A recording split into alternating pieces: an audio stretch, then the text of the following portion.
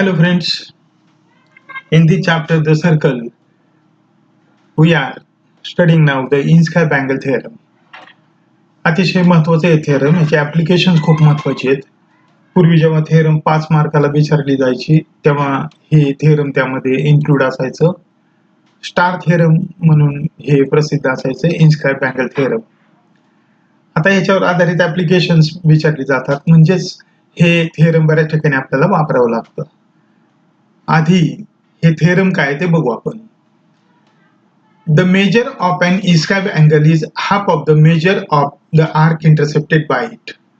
पहिल्यांदा तुम्हाला इन्स्क्राइब अँगल आणि इंटरसेप्टेड आर्क म्हणजे काय ते समजावून सांगतो. इथं पाहता, इथं मी एक आकृती काढतोय छोटी. हे सर्कल आहे. या सर्कल मध्ये समजा असा अँगल काढला आपण, हा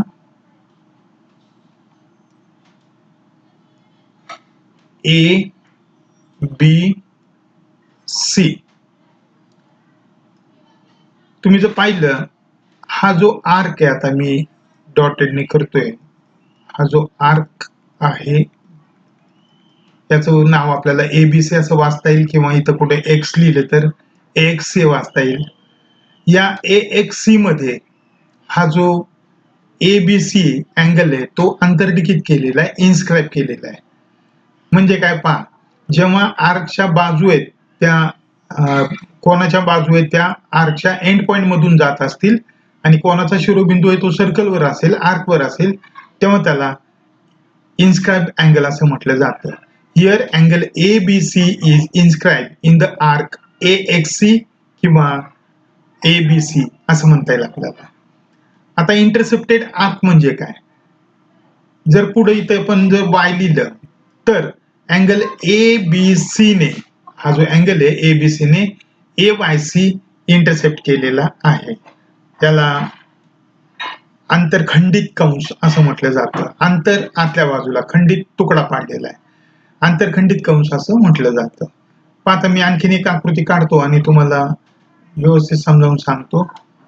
हे नीट कळलं पाहिजे. इन्स्क्राइब अँगल आणि इंटरसेप्टेड आर्क हे कळलं तर पुढचं थेरम आणि सगळं समजेल. मी आता आणखीन 1-2 आकृत्या काढतो आणि तुम्हाला दाखवतो. समजा हे सर्कल काढलं आपण असं, आणि या सर्कल मध्ये असा एक अँगल काढला, याला नाव दिलं आपण समजा पी. इथं क्यू आणि इथं आर. इथं जर आपण एक्स लिहिलं आणि इथं वाय लिहिलं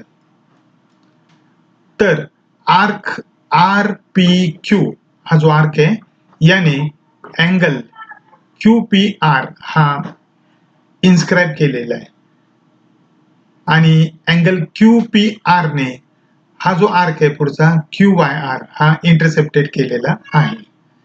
इंटरसेप्टेड आर्क म्हणजेच आंतरखंडित कंस. तर हे सगळं समजलं पाहिजे तुम्हाला. कधी कधी एकापेक्षा जास्त आर्क आहेत ते इंटरसेप्ट होत असतात. फॉर एक्झाम्पल, समजा अशी आकृती काढली आपण आणि आकृतीमध्ये या 2 लाईन एकमेकाला इंटरसेक्ट करत असतील. तुम्हाला जर विचारलं हा जो अँगल आहे याने इंटरसेप्ट केलेले आर्क कुठले, तर हा एक इंटरसेप्ट केलेला आहे आणि इकडच्या बाजूला हा एक केलेला आहे. असे 2 अँगल आर्क आहेत याने इंटरसेप्ट केलेले आहेत. किंवा इकडनं जर आपण असा काढला आणि असा काढला तर इथपासून इथपर्यंतचा जो आर्क आहे तो या अँगलने इंटरसेप्ट केलेला आहे. पुढे जशी गणितं येतील मी त्यातली गणिताच्या आधारे सांगेल इंटरसेप्टेड आर्क आणि इन्स्क्राइब अँगल म्हणजे काय. आता पहा, इथं तुम्ही जर पाहिलं, हा सी ए बी हा जो आर्क आहे एवढा, त्याच्यामध्ये अँगल सी ए बी किंवा बी ए सी हा इन्स्क्राइब केलेला आहे. आणि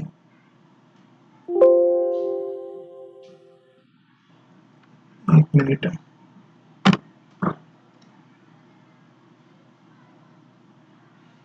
आर्क बीईसी हा इंटरसेप्टेड आर्क आहे जो या अँगलने इंटरसेप्ट केलेला आहे.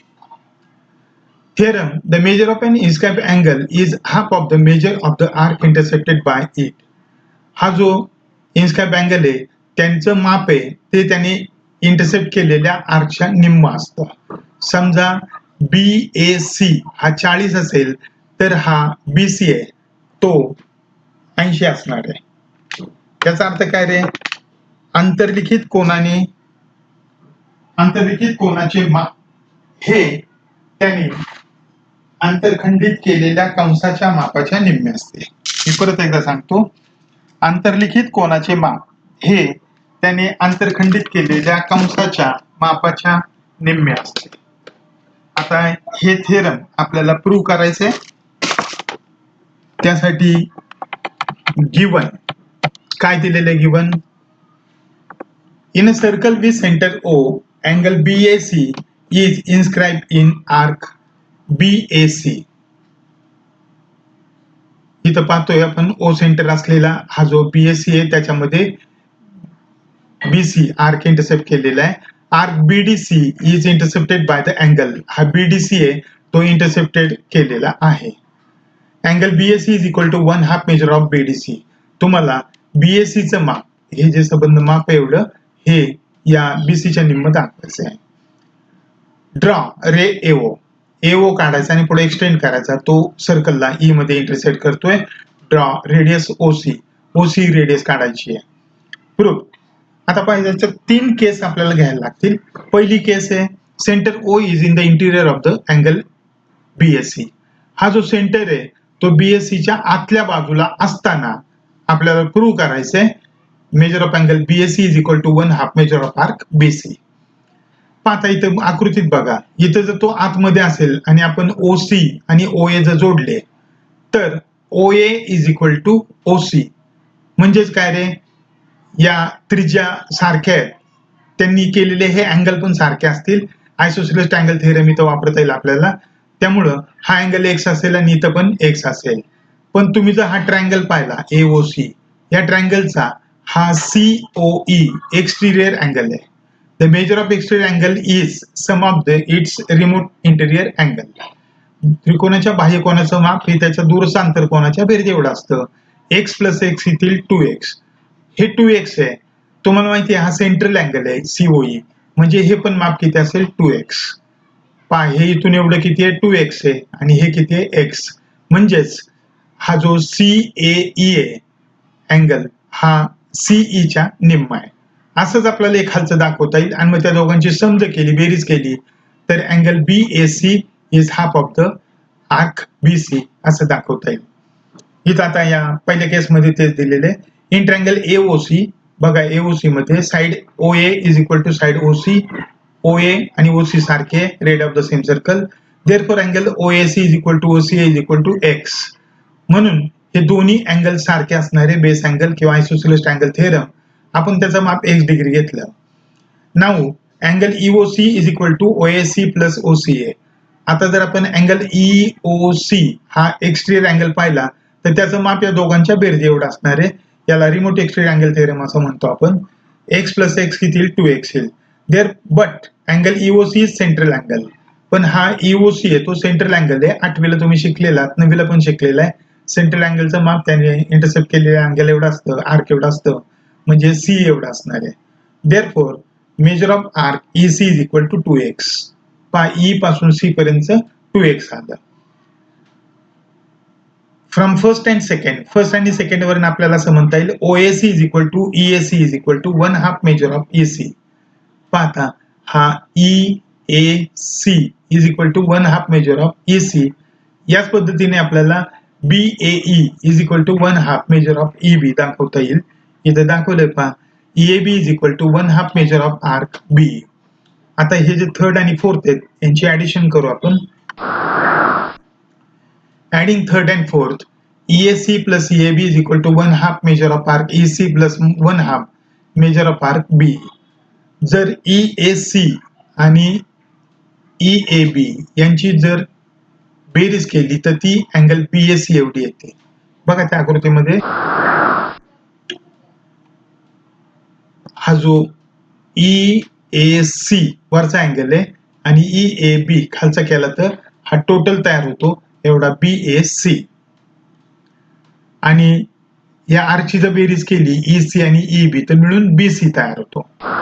पुढे दिलेले आहे पहा तिथं, या दोघांची बेरीज केली तर हा BC किंवा BDC तयार होतो, जे आपल्याला दाखवायचंय.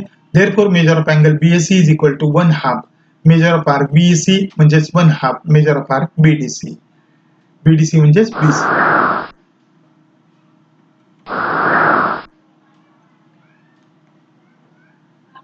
केस 2, centre O is in the exterior of BAC. समजा O हा या BAC च्या एक्सटिरियर बाहेरच्या बाजूला असेल तर कसं दाखवता येईल? परत तेच दाखवलंय पहा. BAC is equal to या अँगलचं माप BAC is equal to BAE हा जो संबंध अँगल आहे त्याच्यातून CAE जर मायनस केला, हा वरचा मायनस केला तर हा मिळेल आपल्याला. इथं दाखवलंय BAC is equal to BAE minus CAE. BAE बघा इकडं BAE हा मोठा जो अँगल आहे त्याचं माप किती असणार आहे? या BE च्या हाफ असणार आहे. आताच पाहिलं आपण इन्स्काप अँगल थेरम, म्हणजे 1/2 arc BAC minus 1/2 arc CE आणि हे जो वरचा आहे त्याच्या CE च्या निम्म फ्रॉम केस फर्स्ट मध्ये आपण दाखवलेलं आहे. आता या दोघांची जर वजाबाकी केली पहा, हा संबंध जो मोठा कंस आहे त्याच्यातून जर CE मायनस केला इथपर्यंतचा तर BC राहील आणि या दोघांची सबट्रॅक्शन आहे ती BC येईल. म्हणजेच angle BAC is equal to 1/2 measure of BC. इथं परत आपण पाहतोय BAC is equal to 1/2 measure of arc BC, म्हणजेच आंतरलिखित कोनाचं माप त्याने आंतरखंडित कंसाच्या निम्म आहे. केस 3, centre O is on BAC. O जर BAC वर असेल, समजा इथं हा O सेंटर आहे, तर केस फर्स्ट मध्ये दाखवल्याप्रमाणेच आपल्याला असं दाखवता येईल. या BAC चं माप या BC च्या निम्म असणार आहे. BAC is equal to 1/2 measure of arc BC as per case first. आता एक्झाम मध्ये तुम्हाला पहिली जी केस आहे तीच केस येऊ शकेल. शक्यतो आता एवढं मोठं थेरम उरलं नाही. तुम्हाला जो एकच प्रश्न पुढचा येतो त्याला विचारण्यालायक भरपूर असतं. फक्त हे थेरम लक्षात ठेवा. Corollaries of the inscribed angle theorem. आता याची उपप्रमेय पाहू आपण. त्यातलं पहिलं, angles inscribed in the same arc are congruent. पुस्तकामध्ये नीट दिलेलं नाहीये, नीट लक्ष द्या. Angles inscribed in the same arc are congruent. एकाच कंसात आंतरलिखित केलेले कोण एकरूप असतात. बघा हा AYD असा जर घेतला आपण तर त्याच्यामध्ये ABD आणि ACD हे दोन कोण आहेत ते आंतरलिखित केलेले आहेत, म्हणजे हे दोन कोण एकरूप आहेत हे आपल्याला दाखवायचं आहे. Given angle ABD and ACD are inscribe in the same arc AYD. पाहिजे अँगल ABD हा आणि ACD हे जे दोन अँगल आहेत या एकाच अशा AYD मध्ये इंटरसेप्ट केलेले या इन्स्क्राइब केलेले आहेत. टू प्रूव्ह तुम्हाला ते अँगल कॉन्ग्रुएंट दाखवायचे आहेत. इन द गिवन फिगर बघू. आता यातला पहिला अँगल जर घेतला आपण ABD is equal to 1/2 AXD असं लिहिता येईल आपल्याला first inscribe angle theorem. ACD असंच आपल्याला जर ACD घेतला तर तो पण एवढंच येणार आहे 1/2 AXD inscribe angle theorem. From first and second आपल्याला असं लिहिता येईल angle ABD congruent with angle ACD. याची राईट साइड सारखी आहे म्हणजे लेफ्ट साइड सारखी असणार आहे. आपल्याला याला रिझन देता येईल from first and second. From first and second इथं आपण सेकंड लिहू शकतो. Second, inscribe angle in semi circle is right angle. अर्धवर्तुळातील कोण काटकोन असतो. आठवीला आपण ही प्रॉपर्टी पाहिलेली आहे, पण आता ती प्रूव्ह करायची आपल्याला. Given angle BAC is inscribe in semi circle BAC. बघा इथं BAC हा जो अँगल आहे हा अँगल या BAC मध्ये इन्स्क्राइब केलेला आहे. तुम्हाला दाखवायचं आहे BAC इज राईट अँगल. याचं माप 90 आहे हे दाखवायचं आहे. BAC is semi circle, BAC semi circle आहे म्हणजे इकडचं उरलेलं BXC पण सेमी सर्कल असणार आहे. Therefore BXC also semi circle. Measure of semi circle is 180. मग BXC चं माप किती येईल रे? 180 डिग्री येईल. देअरफॉर अँगल BAC, आता जर इन्स्क्राइब अँगल थेरम वापरला आपण BAC is equal to 1/2 BXC असं लिहिता येईल आपल्याला. आणि BXC चं माप 180 आहे. 180 च्या निम्म केलं तर किती येईल रे? 90. Therefore angle BAC is right angle. याचं माप 90 येते म्हणजेच तो राईट अँगल आहे. अतिशय सोपं करोडरी हे.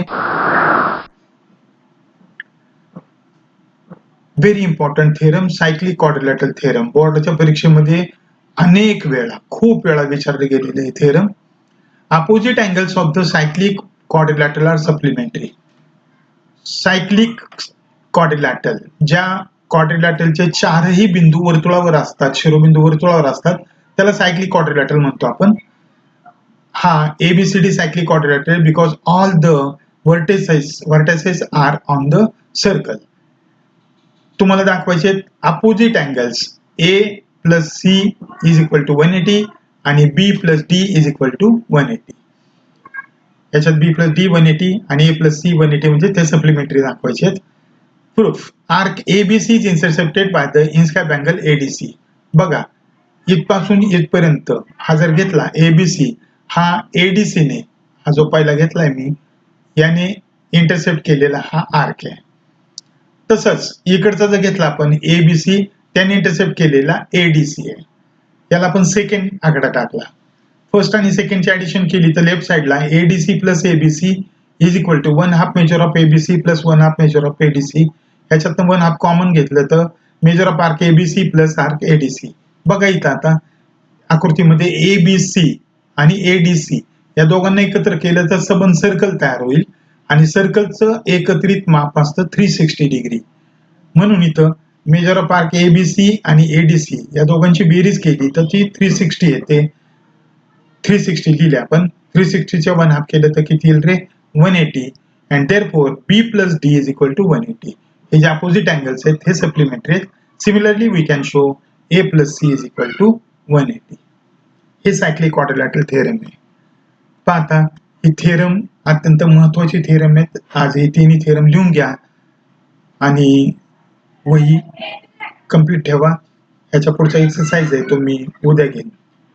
Till then take care and have a nice day.